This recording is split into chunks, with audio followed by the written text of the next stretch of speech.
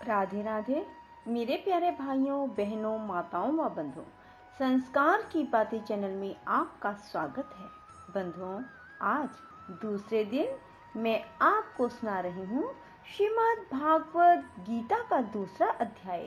बंधुओं, यदि आपने हमारे YouTube चैनल संस्कार की बातें अब तक सब्सक्राइब नहीं किया तो जरूर करें और बेल आइकन दबाना ना भूलें।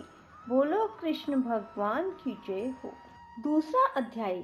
संजय बोले कि पूर्वोक्त प्रकार से करुणा करके व्याप्त और आंसुओं से पूर्ण व्याकुल नेत्रों वाले शोक युक्त उस अर्जुन के प्रति भगवान मधुसूदन ने वचन कहा, हे अर्जुन, तुमको इस विषम स्थल में यह अज्ञान किस हेतु से प्राप्त हुआ?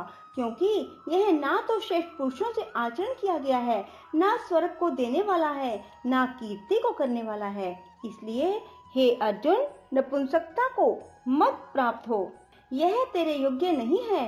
हे परम तप, तुच्छ हृदय की दुर्बलता को त्याग कर युद्ध के लिए खड़ा हो। तब अर्जुन बोले, हे मधुसूदन, मैं रणभूमि में भीष्म पितामह और द्रोणाचार्य के प्रति किस प्रकार बाणों से युद्ध करूंगा? क्योंकि हे अरिसूदन, वे दोनों ही पूजनीय हैं। इसलिए इन महानुभाव गुरुजनों को ना मारकर इस लोक में भिक्षा का अन्न भी भोगना कल्याण कारक समझता हूँ। क्योंकि गुरुजनों को मारकर भी इस लोक में रुधिर से सने हुए अर्थ और काम रूप भोगों को ही तो भोगूंगा।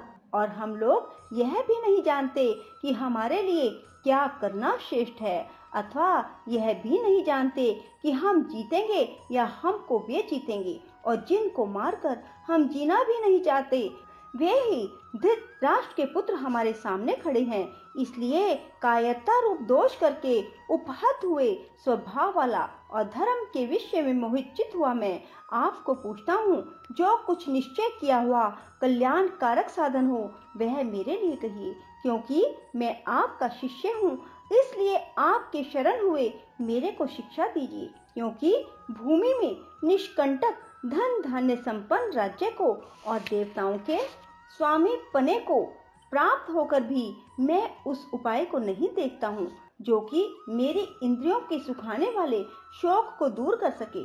संजय बोले, हे राजन, निद्रा को जीतने वाले अर्जुन अंतर्यामी श्री कृष्ण महाराज के प्रति इस प्रकार कहकर फिर श्री गोविंद भगवान से युद्ध नहीं करूंगा ऐसे स्पष्ट कहकर चुप हो गए। उसके उपरांत हे भरतवंशी धृतराष्ट्र, अंतर्यामी श्री कृष्ण महाराज ने दोनों सेनाओं के बीच में उस शोक युक्त अर्जुन को हंसते हुए से वचन कहे, हे अर्जुन, तू ना शोक करने योग्य के लिए शोक करता है और पंडितों के से वचनों को कहता है, परंतु पंडित जन जिनके प्राण चले गए हैं उनके लिए और जिनके प्राण नहीं गए हैं उनके लिए भी शोक नहीं करते। क्योंकि आत्मा नित्य है, इसलिए शोक करना अयुक्त है। वास्तव में ना तो ऐसा ही है कि मैं किसी काल में नहीं था, अथवा तू नहीं था, अथवा ये राजा लोग नहीं थे। ना ऐसा ही है कि इससे आगे हम सब नहीं रहेंगे। किंतु जैसे जीवात्मा की इस देह में कुमार, युवा और वृद्ध अवस्था होती है, वैसे ही अन्य शरीर की प्राप्ति होती है। उस विषय में धीर पुरुष नहीं मोहित होता है। अर्थात जैसे कुमार, युवा और जरा अवस्था रूप स्थूल शरीर का विकार अज्ञान से आत्मा में भासता है, वैसे ही एक शरीर से दूसरे शरीर को प्राप्त होना रूप सूक्ष्म शरीर का विकार भी अज्ञान से ही आत्मा में भासता है।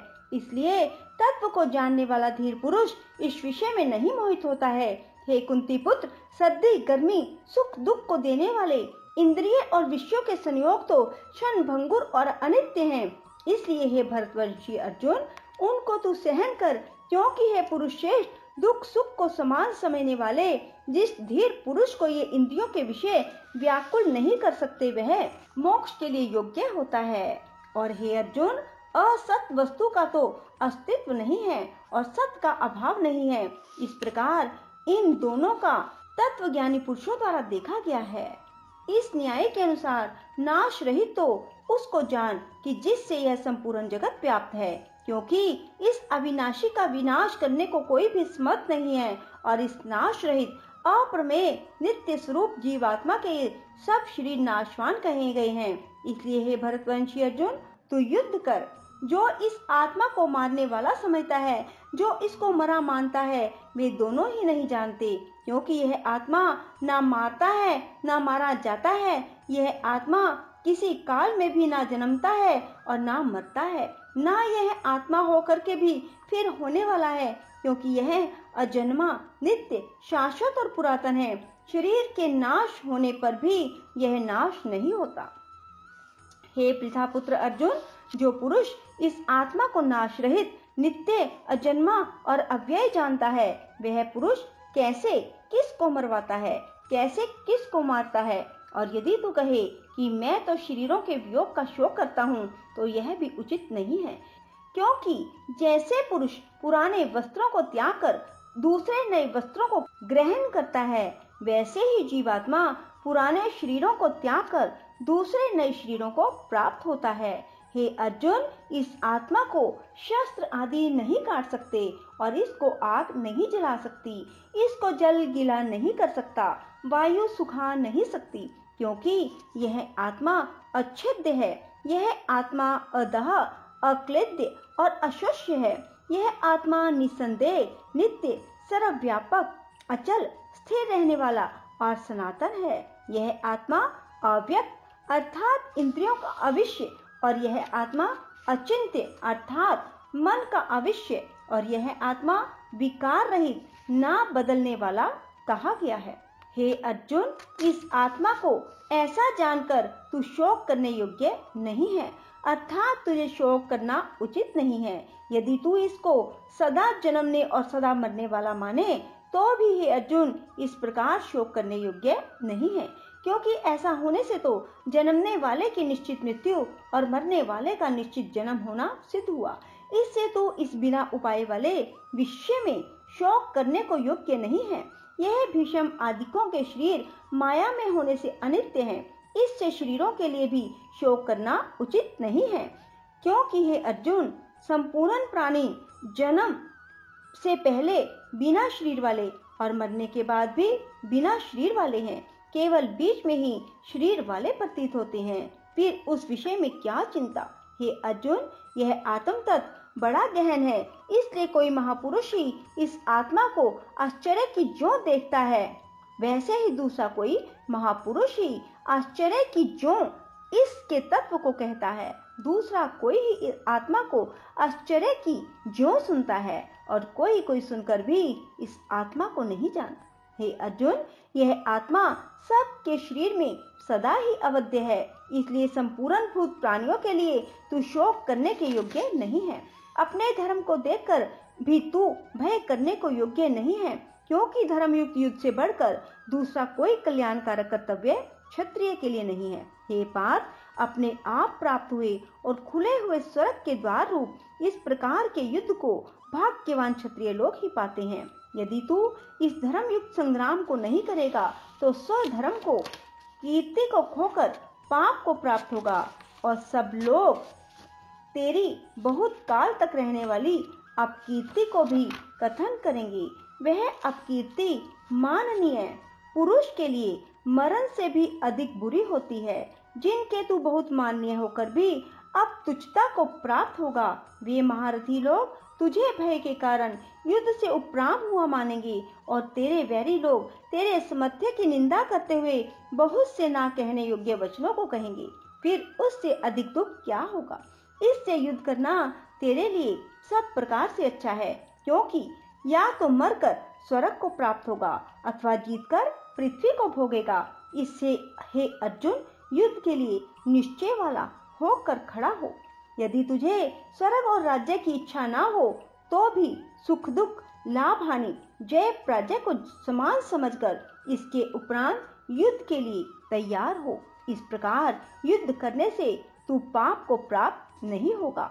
हे पार्थ, यह बुद्धि तेरे लिए ज्ञान योग के विषय में कही गई, और इसी को अब निष्काम कर्म योग के विषय में सुन। जिस बुद्धि से युक्त हुआ तू कर्मों के बंधन को अच्छी तरह से नाश करेगा। इस निष्काम कर्म योग में आरंभ का अर्थात बीज का नाश नहीं है, और उल्टा फलस्वरूप दोष भी नहीं होता है। इसलिए इस निष्काम कर्म योग रूप धर्म का थोड़ा भी साधन जन्म मृत्यु रूप महान भय से उद्धार कर देता है। हे अर्जुन, इस कल्याण मार्ग में निश्चयात्मक बुद्धि एक ही है और अज्ञानी पुरुषों की बुद्धियां बहुत भेदों वाली अनंत है। हे अर्जुन, जो सकामी पुरुष केवल फल श्रुति में प्रीति रखने वाले, स्वर्ग को ही परम श्रेष्ठ मानने वाले, इससे बढ़कर और कुछ नहीं है, ऐसे कहने वाले, हे अविवेकी जन, जन्म रूप कर्म फल को देने वाली और भोग और ऐश्वर्य की प्राप्ति के लिए बहुत सी क्रियाओं के विस्तार वाली इस प्रकार की जिस दिखाऊ शोभायुक्त वाणी को कहते हैं, उस वाणी द्वारा हरे हुए चित्त वाले, भोग और ऐश्वर्य में आसक्ति वाले उन पुरुषों के अंतःकरण में निश्चयात्मक बुद्धि नहीं होती। शेष अगले अध्याय में। ओम हरे राम राम राम हरे हरे, हरे कृष्ण कृष्ण कृष्ण हरे हरे। ओम हरे राम राम राम हरे हरे, हरे कृष्ण कृष्ण कृष्ण हरे हरे। ओम हरे राम राम राम हरे हरे, हरे कृष्ण कृष्ण कृष्ण हरे हरे। ओम हरे राम राम राम हरे हरे, हरे कृष्ण कृष्ण कृष्ण हरे हरे। ओम हरे राम राम राम हरे हरे, हरे कृष्ण कृष्ण कृष्ण हरे हरे। राधे राधे। जय श्री कृष्णा।